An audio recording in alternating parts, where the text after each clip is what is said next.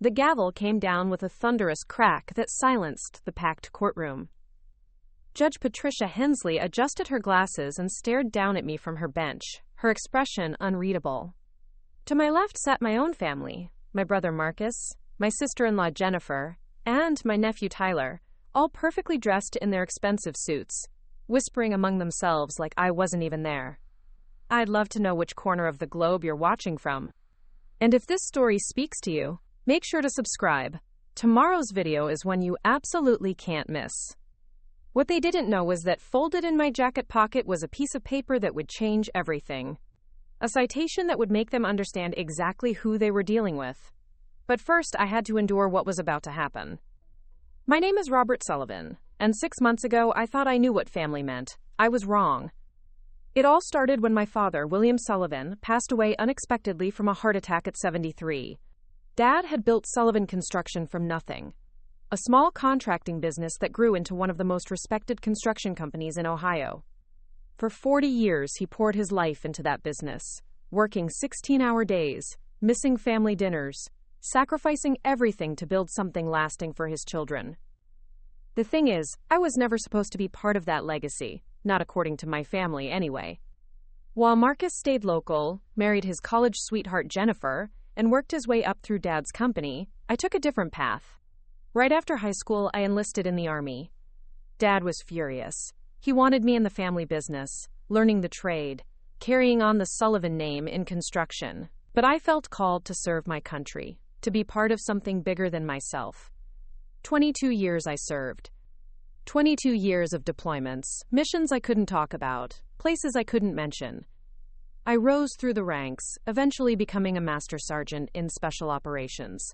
My family knew I was in the military, but they never really understood what that meant.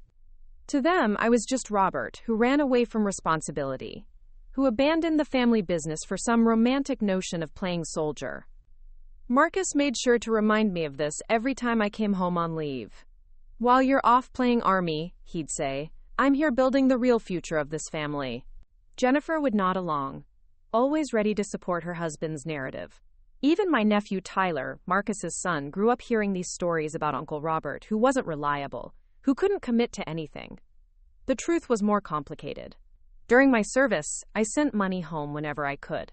When Dad needed help with a major contract that was going south, I used my entire savings to help him out, $60,000 I'd been saving for years. When Marcus's first business venture outside of construction failed spectacularly, I quietly covered his debts without him even knowing it was me. Dad knew, but he never told Marcus where the money came from. But none of that mattered to them. In their minds, I was the Sullivan who walked away. Things got worse when I retired from the Army 3 years ago. I moved back to Ohio, hoping to reconnect with my family, maybe even find a way to contribute to the business Dad had built.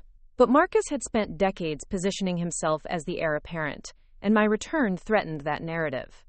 What are you even qualified to do? Jennifer asked me at a family barbecue, her voice dripping with condescension. You've been playing soldier for 2 decades while Marcus built this company into what it is today. I tried to explain that my military experience had given me skills in logistics, project management, leadership, things that could actually help the business. But Marcus just laughed. This isn't the Army, Robert. This is the real world. You can't just bark orders and expect people to follow them. The final blow came 6 months ago. Dad's lawyer, David Morrison, called us all together for the reading of the will. I expected Dad to leave everything to Marcus. That would have made sense. Marcus had been there, had put in the time, had proven his commitment to the family business. But Dad surprised everyone. He left the business to me. Not just a portion of it, the entire thing. Sullivan Construction. All its assets, contracts, equipment, everything. To Marcus, he left the house and a substantial cash inheritance. To me, he left the company and a letter that Mr. Morrison read aloud. To my son Robert, the letter began, You may think I never understood your choice to serve our country, but I want you to know how proud I am of the man you became. Marcus is a good businessman, but you have something he doesn't. True leadership, integrity under pressure, and the ability to see the bigger picture. The business needs someone who understands sacrifice, who knows what it means to put others before yourself. I believe you can take Sullivan Construction to places Marcus never could. The silence in that lawyer's office was deafening. Marcus's face went through several shades of red before settling on a dangerous purple. Jennifer looked like she'd been slapped. Even Tyler, now 25 and working for the company, stared at me like I'd stolen something from him. This is ridiculous, Marcus finally exploded. I've given my life to this company. Robert's been gone for 20 years. He doesn't know the first thing about running a construction business. Mr. Morrison calmly explained that the will was ironclad, that Dad had updated it just 6 months before his death, and that all the legal requirements had been met. But Marcus wasn't done. We'll see about this, he said, pointing a finger at me. You may have fooled Dad with your war stories, but you won't fool a judge. This company belongs to me, and I'll fight you for every brick and every contract. Jennifer stood up beside her husband. Robert, you need to do the right thing here. You know Marcus deserves this company. You've never even worked in construction. What are you going to do, run it from some base somewhere? Actually, I said quietly, I'm retired. I'm here to stay. That's when Tyler spoke up for the first time. Uncle Robert, maybe you should think about this. Dad's been running day-to-day operations for years. The clients know him, trust him. If you take over, you could destroy everything Grandpa built. I looked around the room at these people, my family, and realized they had never seen me as anything more than an obstacle to their plans. Dad's death had revealed their true feelings about me, feelings they'd apparently been harboring for decades. I'll honor Dad's wishes, I said simply. If you want to contest the will, that's your choice. Marcus smiled, but it wasn't a friendly smile. Oh, we will. And when we're done, you'll wish you'd stayed wherever the army sent you. That was 6 months ago. 6 months of legal battles, depositions, and family meetings that felt more like war councils. Marcus hired the best lawyer in the state, Patricia Blackwood, known for her ruthless approach to estate litigation. He was confident that any reasonable judge would see that giving a construction company to someone with no construction experience was the obvious mistake of a grieving father. Meanwhile, I tried to learn the business. I spent my days at job sites, talking to foremen, understanding the contracts, meeting with clients. To my surprise, many of them knew about my military service and respected it. They saw something in me that my own family couldn't, or wouldn't, see. But Marcus made sure to poison every well he could. He told clients I was unstable, that military people couldn't adjust to civilian life. He spread rumors that I was planning to sell the company to competitors. He even convinced some of our longtime suppliers that I was financially irresponsible and might not pay invoices on time. The worst part was watching Tyler get pulled into his parents' war against me. The kid I'd taught to throw a baseball, who used to brag to his friends about his uncle in the army, now looked at me like I was the enemy. 3 weeks ago, Marcus's lawyer filed for an emergency hearing, claiming I was actively damaging the business and that immediate action was needed to preserve the company's value. Judge Hensley agreed to hear the case on an expedited basis, which brought me to today, sitting in a courtroom while my own family prepared to destroy me in front of everyone we'd grown up with in this small Ohio town. Marcus's lawyer, Patricia Blackwood, was a shark in a business suit. She'd made her reputation tearing apart family estates and knew exactly how to play to a judge's sympathies. As she stood to make her opening argument, I could feel the weight of everyone's expectations in that room. This was my family's moment to prove that Robert Sullivan was exactly what they'd always said he was, a man who ran away from responsibility and had no business trying to run the company his father built. What they didn't know was that I had 22 years of training in never backing down from a fight, even when the odds were stacked against me. Especially then. Patricia Blackwood commanded the courtroom like a seasoned general commanding troops. Her opening statement was surgical, precise, and devastating.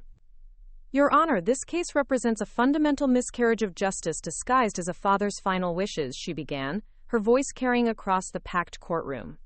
William Sullivan was a brilliant businessman who built his company through decades of careful planning and strategic thinking.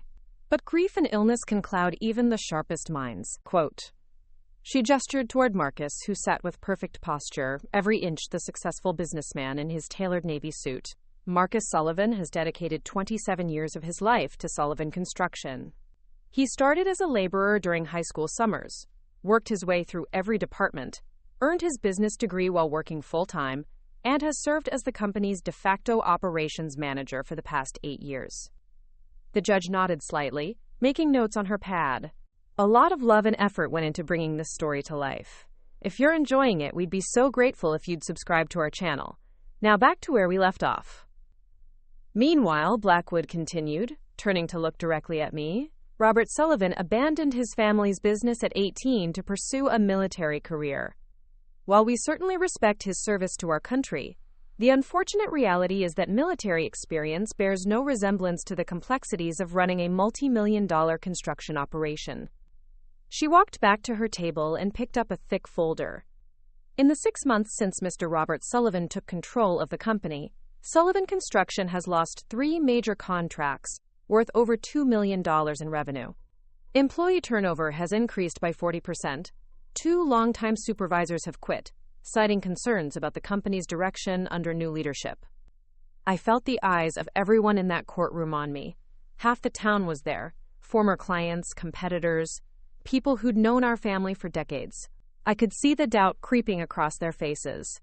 Furthermore, Blackwood continued, Mr. Robert Sullivan has made concerning statements about modernizing operations and, quote, implementing military-style efficiency protocols that have alarmed both employees and clients. Several witnesses will testify that his management approach has created a hostile work environment unsuitable for civilian employees. She paused, letting that sink in before delivering her crescendo. Your Honor, William Sullivan built his company on relationships, trust, and proven expertise. His son Marcus embodies these values and has the track record to prove it.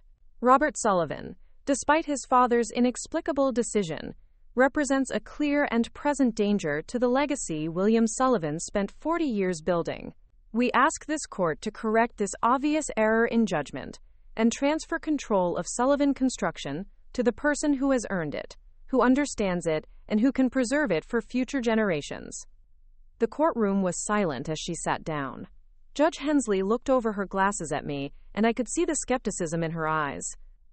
My lawyer, Thomas Chen, was a good attorney but clearly outgunned. He'd warned me that Blackwood would paint me as an outsider, but hearing it laid out so systematically was brutal. Your Honor, Tom began, this case isn't about business qualifications. It's about a father's right to decide how his life's work should be distributed. William Sullivan made this decision with full mental capacity, as confirmed by medical records and witness testimony. But I could tell he was fighting an uphill battle. The facts Blackwood presented were technically accurate, even if they lacked context. Then came the witnesses. Marcus took the stand first, and he was devastating in his calm professionalism. He spoke about the contracts we'd lost, but he didn't mention that 2 of them were canceled, because he'd secretly told the clients I was planning to sell the company. He talked about employee concerns, but didn't acknowledge that most of the turnover involved people who'd been underperforming for years, and saw my arrival as a threat to their comfortable mediocrity. I love my brother, Marcus said, looking directly at me with what appeared to be genuine sadness. But love doesn't qualify someone to run a business. Robert means well, but he's in over his head. Every day he remains in control. Our father's legacy suffers a little more damage. Jennifer followed him to the witness stand, polished and sympathetic. She spoke about family dinners where I'd talked about shaking things up and running the company like a military operation. She made it sound like I was planning to turn Sullivan Construction into some kind of boot camp. Robert has been away from civilian life for so long, she said, dabbing her eyes with a tissue. I don't think he understands how his words and actions affect people. He's used to giving orders and having them followed without question. That's not how you build relationships with clients and employees. But it was Tyler's testimony that hurt the most. My nephew took the stand looking uncomfortable but resolute. At 25, he'd grown into a handsome young man who reminded me painfully of my father at that age. Uncle Robert is a good man, Tyler began, but he doesn't understand our business. Last month, he questioned why we were using a particular supplier we've worked with for 15 years.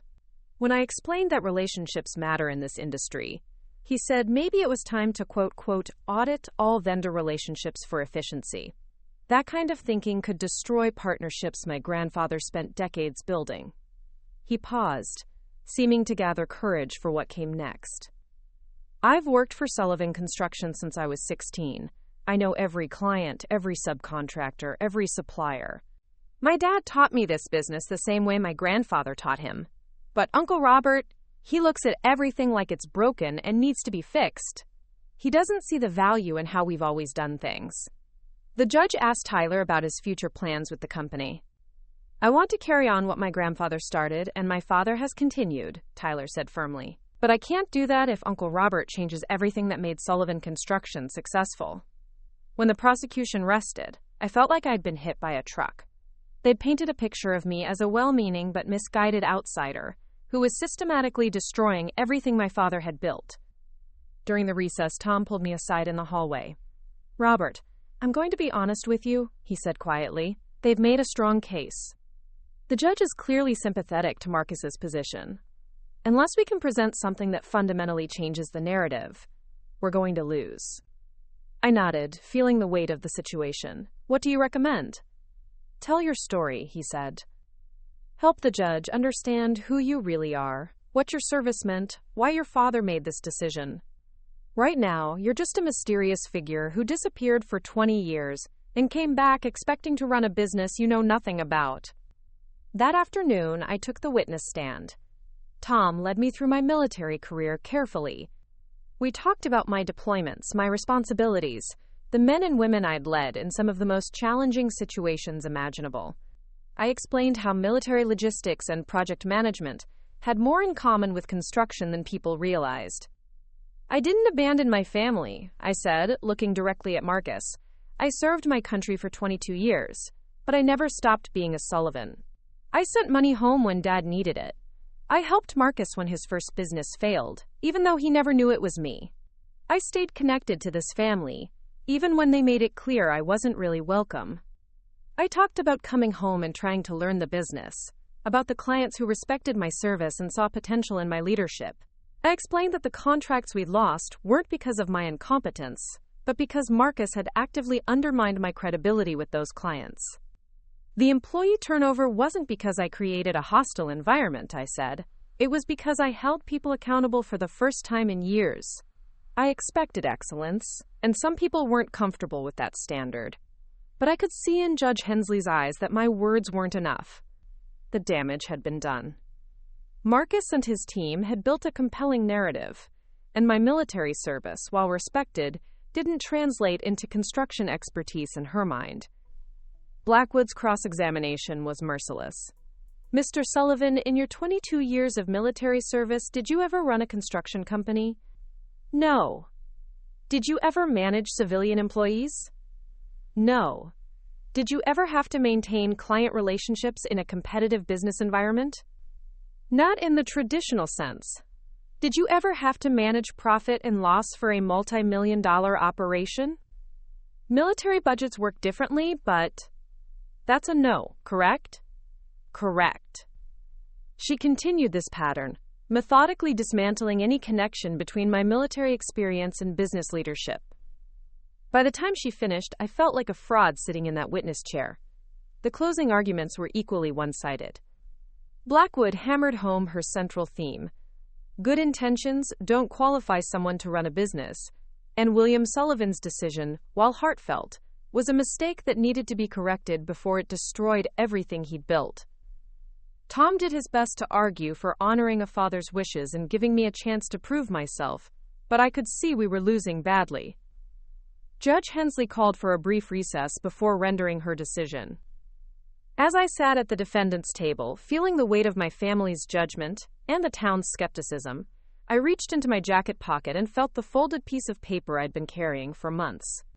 The citation that would change everything.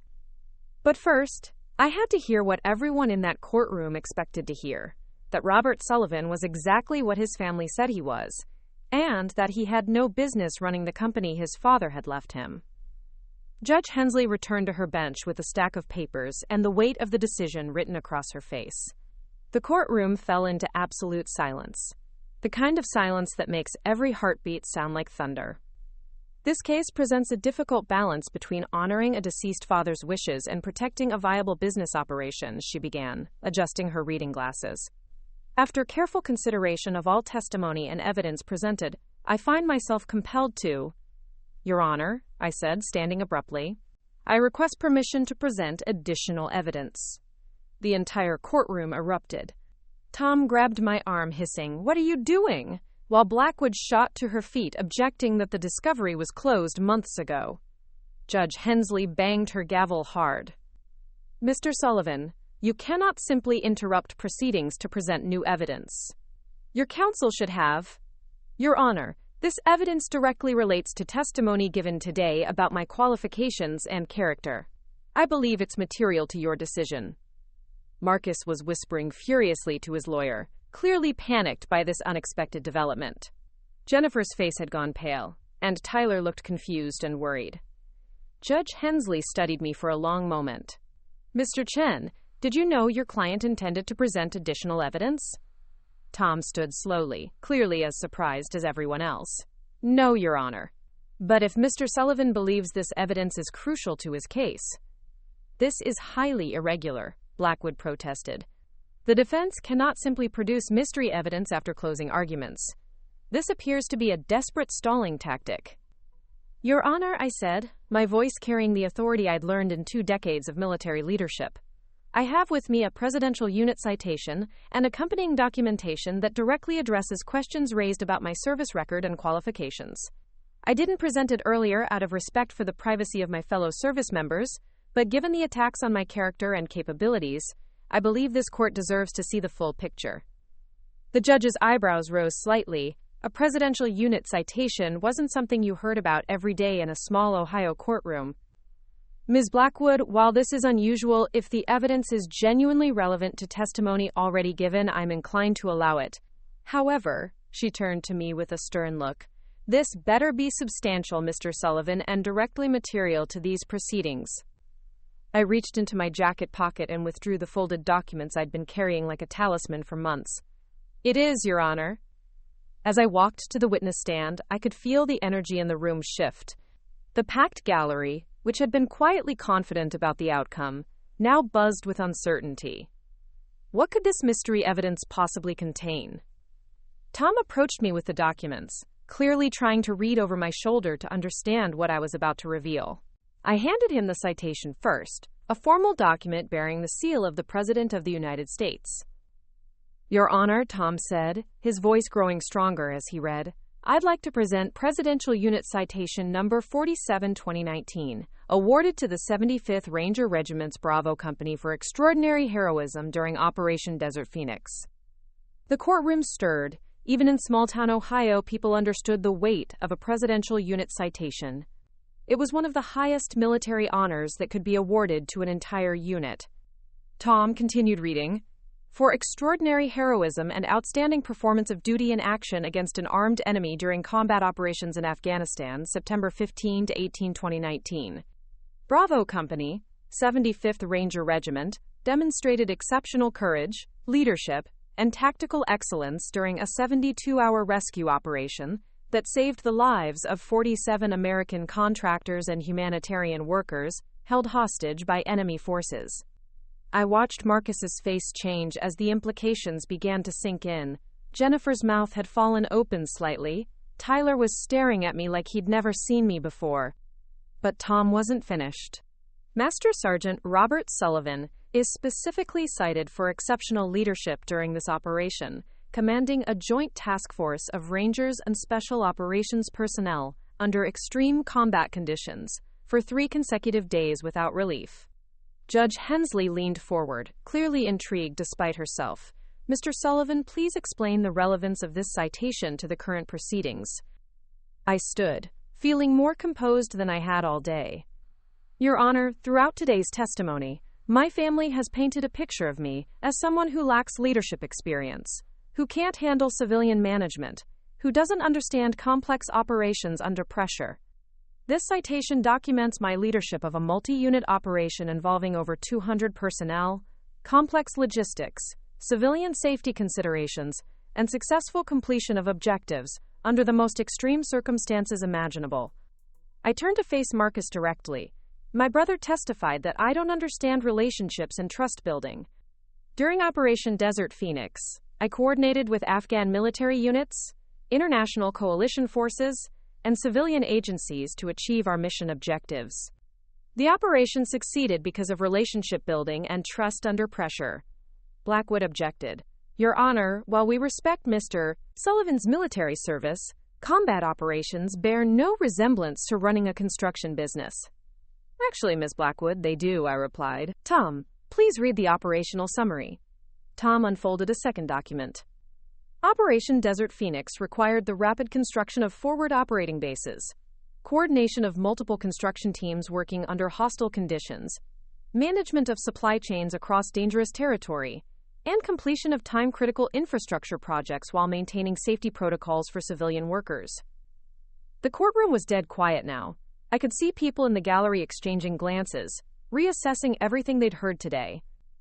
Your Honor, the operation I commanded involved more complex project management, personnel oversight, and resource coordination than Sullivan Construction handled in an entire year. We completed infrastructure projects, managed supply chains, coordinated multiple specialized teams, and maintained safety protocols, all while under enemy fire.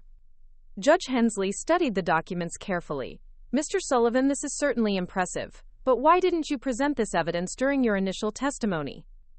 Because, Your Honor, these operations are classified. The men and women who served with me deserve to have their privacy protected. But when my own family stands up in court and questions my ability to lead, to manage complex operations, to earn the trust of people under pressure, I can't let that stand unchallenged. I pulled out a third document. Tom, please read the commendation letter from General Patricia Hayes, Commander of Joint Special Operations. Tom's voice grew more confident with each word. Master Sergeant Sullivan's leadership during Operation Desert Phoenix represents the finest traditions of military service and exceptional organizational capability. His ability to coordinate multiple units, manage complex logistics, and maintain mission focus under extreme pressure demonstrates leadership qualities that would be valuable in any organizational context, military or civilian. Marcus was shaking his head, but I could see doubt creeping into his expression. This wasn't the narrative he'd built about his failure brother. There's more, Your Honor, I continued.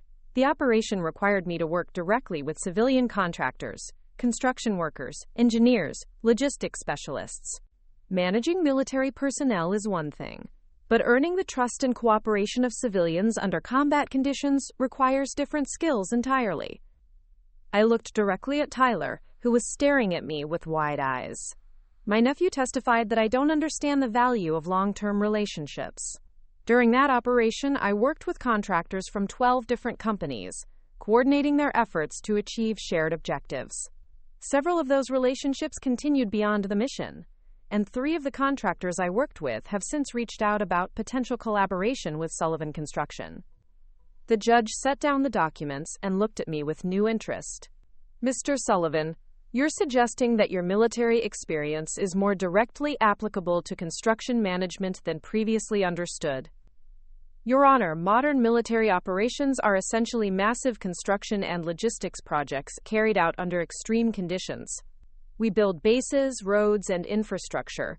We manage supply chains across hostile territory. We coordinate multiple specialized teams with different expertise and different objectives. We maintain safety protocols while working under dangerous conditions. We complete projects on impossible timelines with limited resources. I turned to address the entire courtroom. Sullivan Construction builds shopping centers and office buildings. I've built forward operating bases in Afghanistan while under enemy fire. Sullivan Construction manages projects worth millions of dollars over months. I've managed operations worth hundreds of millions over years, with people's lives hanging in the balance. Blackwood stood up, clearly scrambling. Your Honor, this is all very dramatic, but it doesn't change the fundamental facts. Mr. Sullivan has still never run a civilian business, never managed a profit and loss statement, never. Ms. Blackwood, I interrupted, pulling out one final document. Tom, please read the efficiency report from the Pentagon's Inspector General. Tom unfolded what was clearly an official government document. Following Operation Desert Phoenix, Master Sergeant Sullivan was selected to lead the Army's Cost Efficiency Task Force, responsible for identifying and implementing cost-saving measures across special operations units. Over 18 months, Sergeant Sullivan's recommendations resulted in operational savings of over $300 million while improving mission effectiveness. Quote, "The courtroom erupted in murmurs. Even Judge Hensley looked impressed. 'Your Honor,' I said, 'I didn't just manage budgets. I found ways to save the U.S. government hundreds of millions of dollars while improving operational effectiveness. The skills Marcus claims I lack, financial management, efficiency optimization, strategic planning, these aren't foreign concepts to me. They were central to my military career.'" I walked closer to the judge's bench. My family has spent months telling everyone who would listen that I am unqualified to run my father's business. But the truth is, I've been running operations more complex than Sullivan Construction for most of my adult life. The only difference is that when I made mistakes in the military, people died. When I succeeded, missions were accomplished and lives were saved. Judge Hensley was studying all the documents spread across her bench. The weight of this new evidence was clearly changing her perspective on the entire case. "Your Honor," I concluded, "my father didn't make a mistake when he left me his business. He knew exactly what he was doing. He understood that leadership, integrity, and the ability to manage complex operations under pressure are exactly what Sullivan Construction needs to grow beyond what it's always been." The silence in that courtroom was different now. It wasn't the confident quiet of people waiting for an expected outcome. It was the uncertain silence of people realizing they'd completely misjudged the situation. And in that silence, I could see my family beginning to understand that the Robert Sullivan they thought they knew had never really existed at all. Tom Hera Part 4. Judge Hensley called for a 30-minute recess to review the new evidence, but the real drama was happening in the hallway outside the courtroom. The moment we stepped out, Marcus cornered me near the water fountain, his face flushed with anger and something that looked suspiciously like panic. "You manipulative son of a..." he started, then caught himself as people walked by. "This is just like you, Robert. Wait until the last possible second to pull some dramatic stunt." "It's not a stunt, Marcus. It's the truth." "The truth?" Jennifer had joined us, her polished composure finally cracking. "The truth is, you've been lying to this family for years. All those times you came home on leave talking about routine training exercises and desk jobs, you were out there playing some kind of war hero and never told us?" Quote, Tyler stood a few feet away, clearly torn between loyalty to his parents and the growing realization that everything he'd believed about his uncle was wrong. "Uncle Robert, why didn't you ever tell us about any of this?" I looked at my nephew, this young man I'd watched grow up from a distance, who'd been poisoned against me by years of his parents' resentment. "Tyler, when you came home from college, did you tell your parents about every test you took, every paper you wrote, every achievement you earned?" "That's different." "Is it? Military operations aren't stories you tell at family barbecues. The men and women who served with me, the missions we completed, those aren't entertainment for civilian dinner conversations. I never talked about it because it wasn't my story to tell. It belonged to everyone who was there." Marcus was pacing now, his expensive shoes clicking against the marble floor. "This changes nothing, Robert. So you're some kind of decorated soldier. Congratulations. That still doesn't make you qualified to run a construction company." "Doesn't it?" The voice came from behind us. We all turned to see David Morrison, Dad's lawyer, approaching with a manila envelope in his hand. "I'm sorry to interrupt, but I think there's something you all need to see." He handed me the envelope. "Your father asked me to give this to you only if the will was contested in court. He said if it came to that, you'd need to understand his reasoning completely." With shaking hands, I opened the envelope and pulled out several pages of Dad's handwriting. The first page was dated just 3 months before his death. "Read it aloud," Marcus demanded. "If this is about the will, we all have a right to hear it." I cleared my throat and began reading Dad's familiar scrawl. If Robert is reading this in a courthouse, it means my family is fighting over my decision instead of respecting it. I suppose I shouldn't be surprised. Marcus, if you're listening to this, I need you to understand something that I never had the courage to tell you while I was alive. Marcus went very still. Son, you are a good businessman. You're reliable, hardworking, and you understand the day-to-day operations of Sullivan Construction better than anyone. But being a good manager and being a true leader are different things entirely. I could see the words hitting Marcus like physical blows, but I continued reading. I've watched you for 27 years, Marcus, and I've seen how you handle pressure. When the Morrison project went over budget, you blamed the subcontractors. When we lost the courthouse bid, you blamed the engineers. When the city changed zoning requirements, you blamed the politicians. You're very good at identifying problems, son, but you've never once taken responsibility for solving them. Jennifer's face was pale now. Tyler looked like he wanted to disappear. Robert, on the other hand, has spent 22 years in situations where blame doesn't matter, only solutions do. When things go wrong in military operations, you don't get to point fingers. You figure out how to fix the problem, and you get your people home safely. I paused, looking at my family. None of them were meeting my eyes. Marcus, 3 years ago when your restaurant venture failed, you came to me asking for help. You told me it was the economy, the location, bad partners, everyone's fault but your own. What you didn't know is that Robert had already called me. He'd found out about your situation and wanted to help his brother. He didn't ask questions about why the business failed, or who was to blame. He just asked how much you needed and wired the money that same day. Marcus's head snapped up, staring at me with shock. That was you? I nodded. Dad asked me not to tell you. When Jennifer needed surgery 2 years ago and your insurance was tied up in that bureaucratic nightmare, who do you think paid the hospital directly so she could get the treatment she needed? Robert didn't hesitate. He didn't ask for explanations or guarantees. He just solved the problem.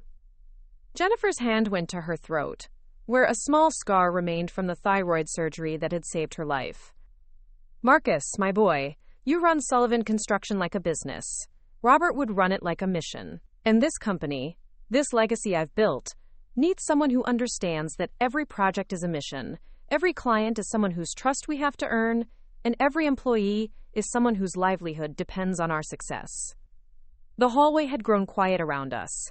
Other people waiting for their cases had stopped talking, drawn in by the drama of our family confrontation. There's more, I said, turning to the second page. Robert, if you're reading this in court, it means they've questioned your qualifications. Let me tell you something about qualifications that I learned too late in life. Your brother has an MBA from Ohio State. He has 27 years of experience in construction. He knows every aspect of the business inside and out. And yet, in all those years, he's never once brought me an idea that could grow this company beyond what it already was. You, on the other hand, called me 6 months before I died with a proposal to expand into disaster relief construction. You'd researched federal contracting opportunities, identified our competitive advantages, and outlined a business plan that could double our revenue within 5 years. You did this in your spare time while still serving your country because you saw an opportunity to help people while growing the family business. Marcus was shaking his head slowly. I never heard about any disaster relief plan. Because Dad asked me not to discuss it until I was ready to take over, I replied. He wanted to see if you'd come up with similar ideas on your own. The third page contained the most devastating revelation of all. Marcus, son, I need you to know that I'm proud of you. You've been a loyal employee and a dedicated manager. But Sullivan Construction doesn't need another manager. It needs a leader who can take it places we've never imagined. Robert has spent 22 years leading people through impossible situations and finding ways to succeed when failure meant death. That kind of leadership is exactly what this company needs to survive in an increasingly competitive market. I looked up at my brother, who was staring at the floor with tears in his eyes. The will I'm leaving isn't a punishment for you, Marcus. It's recognition that Robert has capabilities that took me 40 years to understand. You'll always have a place in this company if you want it. But the company itself needs someone who sees challenges as opportunities, who takes responsibility instead of assigning blame, and who understands that real leadership means putting the mission above personal comfort. The final paragraph was addressed to all of us. To my family, if you're fighting over this decision, you're missing the point entirely. This isn't about who deserves what. It's about what Sullivan Construction needs to survive and grow. Robert has the skills to take this company beyond anything I ever imagined. Marcus has the knowledge to help him do it. Tyler has the passion to carry it forward to the next generation. Jennifer has the organizational skills to support them all. You're stronger together than any of you are alone. Don't let my death divide you when it should unite you around a common purpose. The silence that followed was broken only by the sound of Jennifer quietly crying. Tyler was the first to speak. Uncle Robert, I'm sorry. I didn't understand. Marcus looked up at me, his face a mixture of hurt, anger, and something that might have been respect. You paid for Jennifer's surgery? And my restaurant debts? Family helps family, I said simply, no matter what. Why didn't you ever tell us about your military service? Really tell us? I thought about how to answer that. Marcus, would you tell your children about every mistake you made building this business? Every failure, every close call, every time you thought you might lose everything? He shook his head. Military service isn't about glory or heroism. It's about doing your job when lives depend on it. The operations I was part of, the people I served with, those stories belong to all of us who were there. It felt wrong to use them to impress people at family dinners. David Morrison cleared his throat. The judge will be returning soon. You should know that there's one more document in that envelope. I pulled out a single sheet of paper. It was a copy of a letter Dad had sent to General Hayes, requesting information about my service record. The general's response was brief but powerful. Mr. Sullivan, your son Robert is one of the finest leaders I've had the privilege to serve with. His combination of tactical expertise, strategic thinking, and genuine care for his people makes him exceptional. Any organization would be fortunate to have his leadership. Marcus read the letter over my shoulder, then stepped back with a deep sigh. Robert, I owe you an apology. Actually, I owe you several apologies. Marcus. No, let me finish. I've spent years resenting you for leaving, for not being here, for not caring about the family business. But you never left us, did you? You were helping us the whole time, and I was too proud and too stupid to see it. Tyler stepped forward. Uncle Robert, if you'll have me, I'd like to stay with the company. I'd like to learn from you. I looked at my nephew, this young man who'd grown up hearing nothing but criticism about his Uncle Robert, and saw something I hadn't seen before. Curiosity instead of judgment, respect instead of resentment. Tyler, I'd be honored to work with you, but I need you to understand something. I don't want to change everything your grandfather built. I want to build on it. That means learning from your father's experience, respecting the relationships he's maintained, and growing the company in ways that honor its foundation. The bailiff appeared at the courtroom door. The judge is ready to resume. As we walked back into the courtroom together, still fractured but no longer enemies, I realized that regardless of what Judge Hensley decided, something fundamental had already changed. The family that walked back into that courtroom wasn't the same family that had walked out 30 minutes earlier.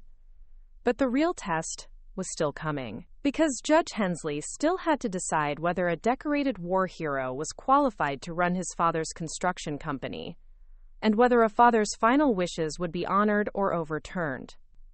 Judge Hensley's return to the bench felt different this time. The casual confidence that had marked the earlier proceedings was gone, replaced by the gravity of a decision that would reshape not just a business, but an entire family's future.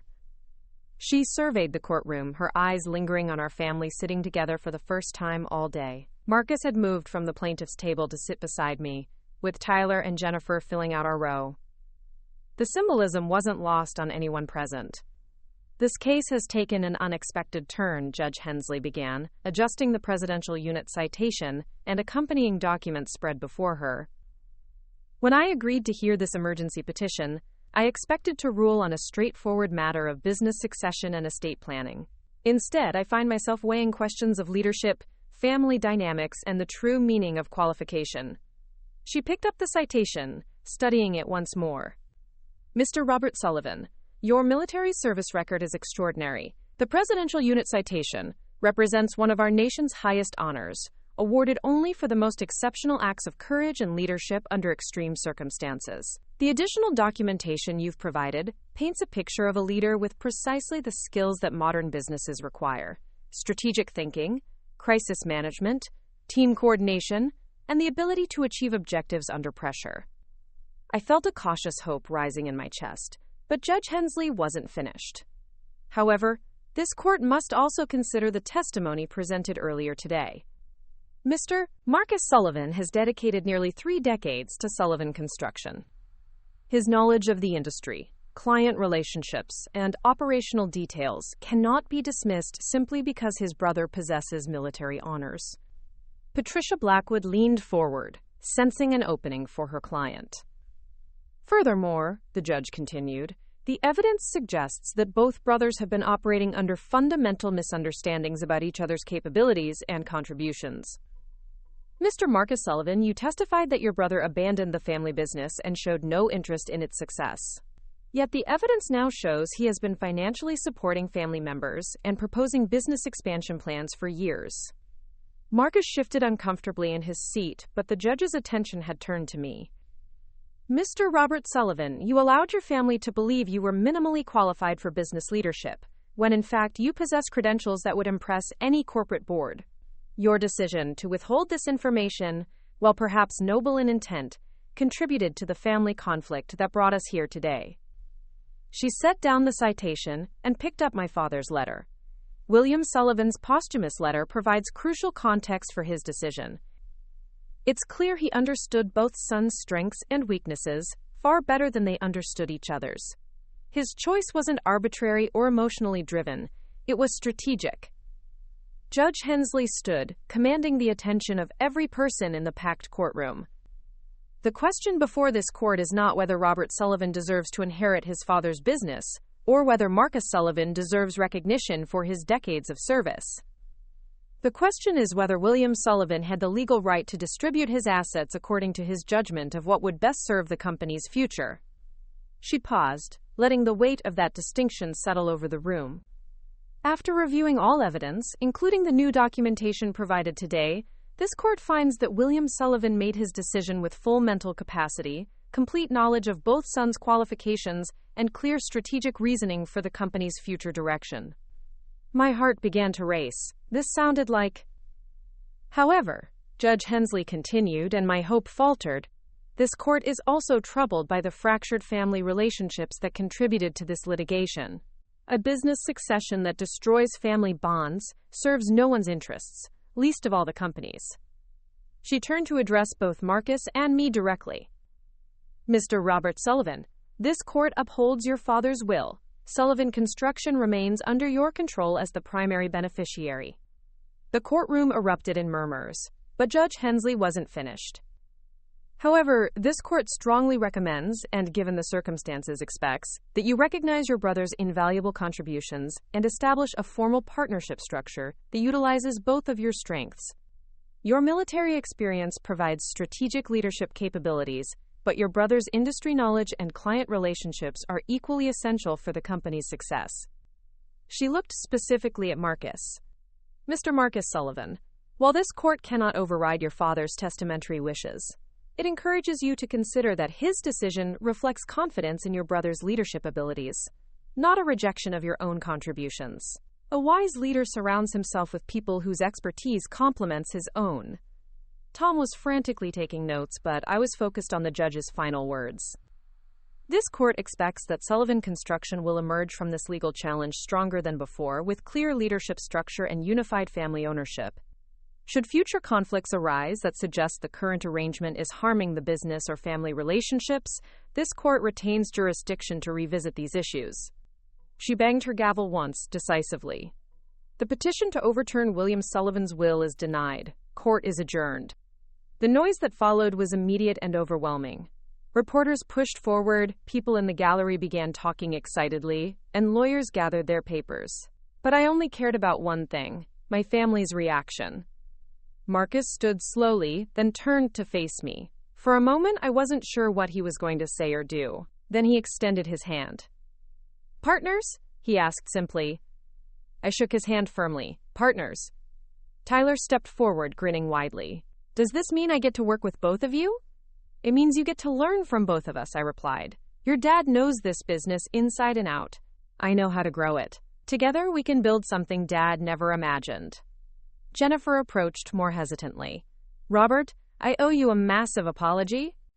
For the surgery, for everything you did for us that we never knew about, for the way I've treated you. Jennifer, we're family. Family doesn't keep score. As we made our way out of the courthouse, David Morrison pulled me aside. Your father would be proud, he said simply. This is exactly what he hoped would happen. You think he knew we'd end up here? Morrison smiled. Robert, your father was many things, but naive wasn't one of them. He knew Marcus would contest the will. He knew you'd have to prove yourself in court. He even predicted you'd eventually have to reveal your military record to defend yourself. Then why put us through all this? Because, Morrison said, sometimes families need a crisis to remember they're stronger together than apart. Your father couldn't force you and Marcus to respect each other, but he could create circumstances where you'd have to see each other clearly. Outside the courthouse, a small crowd of reporters waited with cameras and microphones. Tom handled most of the questions, but one reporter called out directly to me. Mr. Sullivan, what's next for Sullivan Construction? I looked at Marcus, who nodded encouragingly. Sullivan Construction is going to continue what my father started, building quality projects and maintaining trusted relationships. But we're also going to expand into new areas, like disaster relief construction and federal contracting. We have the expertise, the relationships, and now the leadership structure to take this company places it's never been. And your brother's role in all this? Marcus Sullivan will serve as Chief Operations Officer, I announced, seeing his surprised but pleased expression. He knows this business better than anyone, and I'd be foolish not to rely on his expertise. This company succeeds because of what he's built over the past 27 years. As the reporters dispersed and the crowd thinned, our family stood together on the courthouse steps, together in a way we hadn't been since I was 18 years old. So what happens now? Tyler asked. I looked at Marcus, then at Jennifer, then at my nephew who'd grown up believing his uncle was a failure and a disappointment. Now we go to work, I said. We have a company to run, projects to complete, and a legacy to build. But this time, we do it as a team. Quote. 6 months later, Sullivan Construction landed its first federal disaster relief contract, a $50 million project rebuilding infrastructure after a devastating tornado in Missouri. Marcus managed the day-to-day operations, while I handled the federal coordination and logistics. Tyler led one of the construction teams, proving he'd inherited the best qualities of both his father and grandfather. The presidential unit citation now hangs in our main office, not as a monument to my military service, but as a reminder that leadership comes in many forms, and that the strongest foundations are built by people who understand both sacrifice and cooperation. Dad was right about many things, but he was especially right about this. We were stronger together than any of us were alone. And sometimes, it takes a crisis to remember what family really means. The ribbon-cutting ceremony for the new Sullivan Construction headquarters drew a crowd that would have made Dad proud. The modern glass building rose 6 stories above downtown Columbus, a stark contrast to the cramped warehouse office where the company had operated for 40 years. But the bronze plaque beside the entrance told the real story. Sullivan Construction, building communities, honoring service, strengthening families. I stood at the podium, looking out at faces that had become familiar over the past 3 years. Federal contracting officers who'd learned to trust our disaster relief capabilities. Local business leaders who'd watched our company transform from a regional contractor into a national player. Employees who'd grown from a team of 35 to over 200. But the faces that mattered most were in the front row. Marcus sat with Jennifer, both of them beaming with pride that had taken me months to believe was genuine. Beside them, Tyler wore the crisp uniform of a newly commissioned Army Reserve officer, a choice that had surprised everyone, including himself. He'd be deploying to engineering training next month before returning to take over our federal contracting division. 3 years ago, I began, Sullivan Construction was a good company with strong roots and reliable relationships. Today, we're something my father could never have imagined. A company that builds not just structures, but communities. A company that doesn't just employ people, but develops leaders. The applause was polite, but I could see some people checking their phones. Ribbon-cutting speeches weren't known for their excitement. What they didn't know was that I had an announcement that would change everything for the people in this room. When Dad left me this company, he included a letter explaining his reasoning. But there was one part of that letter I never shared publicly. I pulled out a familiar piece of paper, the same handwriting that had reunited our family in that courthouse hallway. He wrote, "Robert, if Sullivan Construction is successful under your leadership, I want you to remember that success isn't measured only in profits or growth. Real success is measured in the opportunities you create for others." I folded the letter and looked directly at Marcus. With that in mind, I'm announcing today that Sullivan Construction is establishing the William Sullivan Leadership Development Program. This program will provide full college scholarships and guaranteed employment to children of military families, helping them transition into civilian careers in construction, engineering, and project management. The applause was stronger now, but I wasn't finished. Furthermore, Sullivan Construction is donating $5 million to establish the Sullivan Veterans Construction Training Center, which will provide free certification programs for veterans transitioning to civilian careers. Now people were paying attention. $5 million was serious money, even for a company that had grown as rapidly as we had. But the most important announcement, I continued, is that effective January 1st, Marcus Sullivan will become CEO of Sullivan Construction, while I transition to chairman of the board and director of strategic development. The crowd erupted.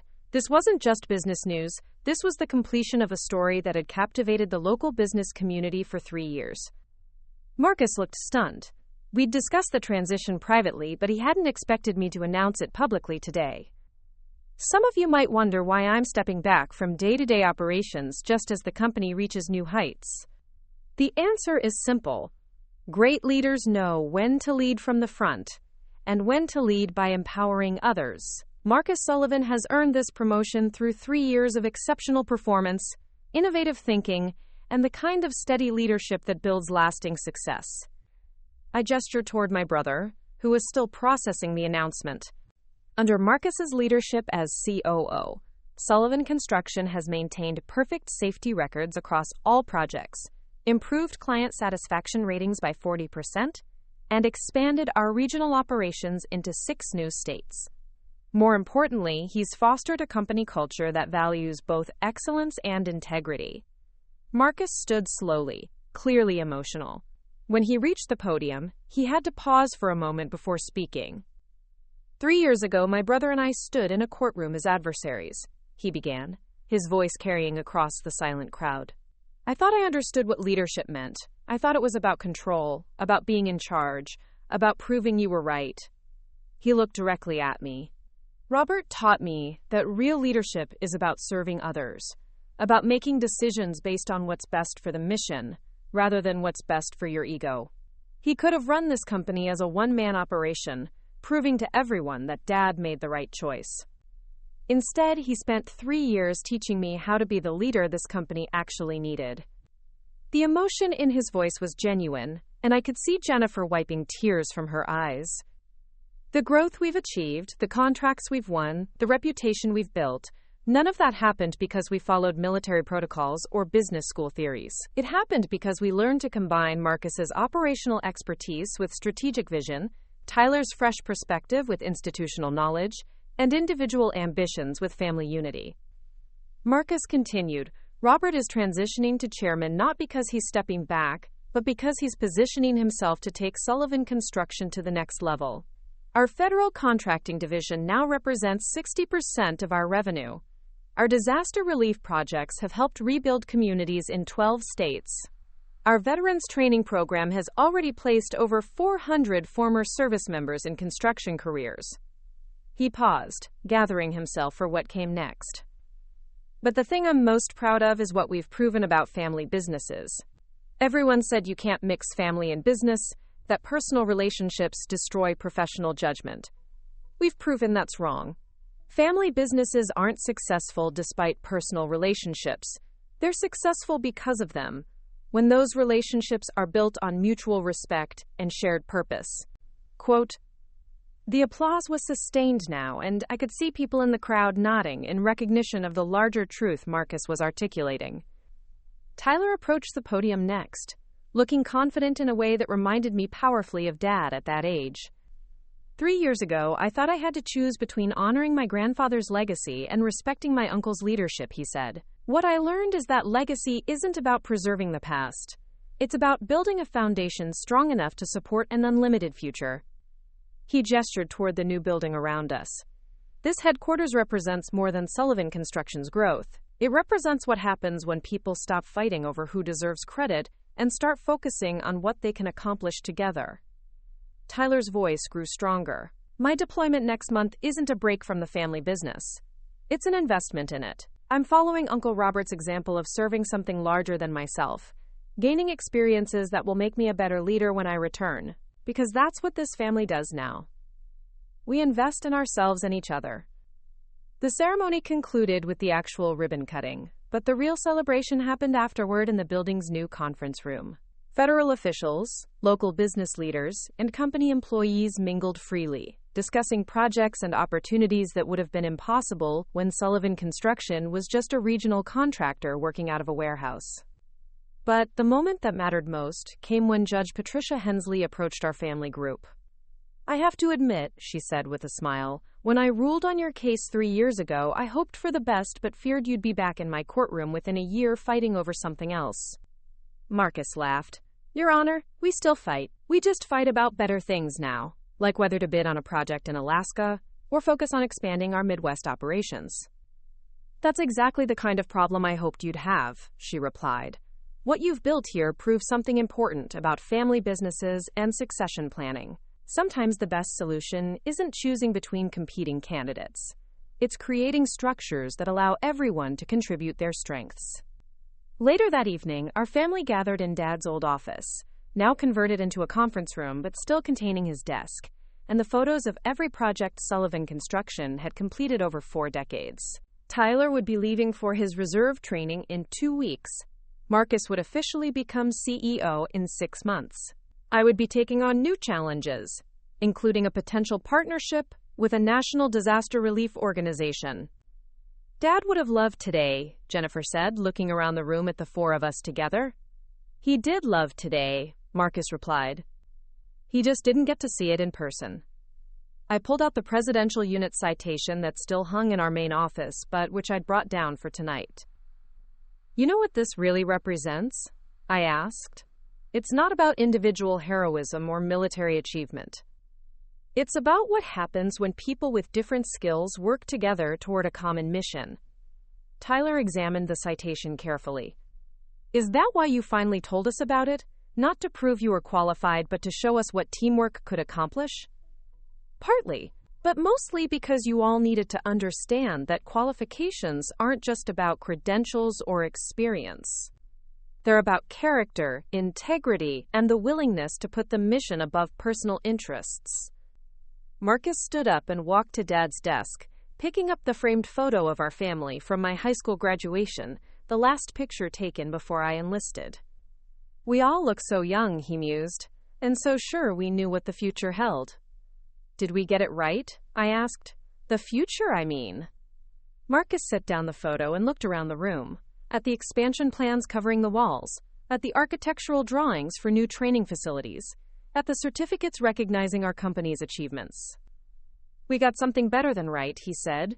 We got a second chance to be the family Dad always believed we could be.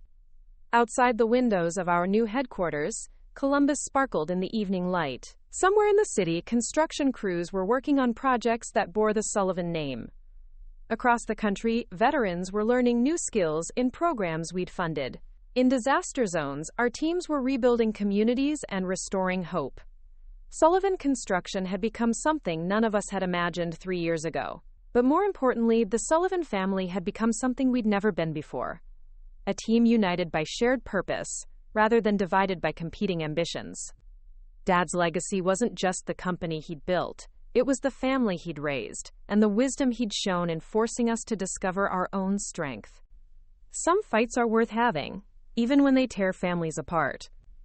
Because sometimes, the only way to build something stronger is to tear down what's broken and start over with a better foundation. The presidential unit citation would always remind us of that lesson, not because of what it represented about military service, but because of what it taught us about family, leadership, and the courage required to choose unity over division. As we locked up the office that night, Marcus asked a question that had been on all our minds. Do you think we'll still be doing this in another 20 years? Working together, building the company, staying connected. I looked at my brother, my sister-in-law, and my nephew, 3 people who'd spent years seeing me as an obstacle to their dreams and who'd become the foundation of mine. I think, I said, we'll be doing exactly what Dad knew we'd be doing. We'll be proving that the strongest structures are built by people who understand that individual success means nothing if it comes at the expense of the team. That night, I went home to the small apartment I'd rented when I first returned to Ohio. Tomorrow, I'd start looking for a house, something permanent, something that said I was here to stay. Because after 22 years of military service and 3 years of family reconciliation, I'd finally learned the most important lesson of all. Home isn't a place you leave or return to. Home is what you build with the people who matter most. Looking for more? We've got 2 amazing stories ready for you right on screen. If this one touched you, these are absolutely worth your time. Click to watch them now. And hey, subscribe and hit that bell to never miss our latest uploads.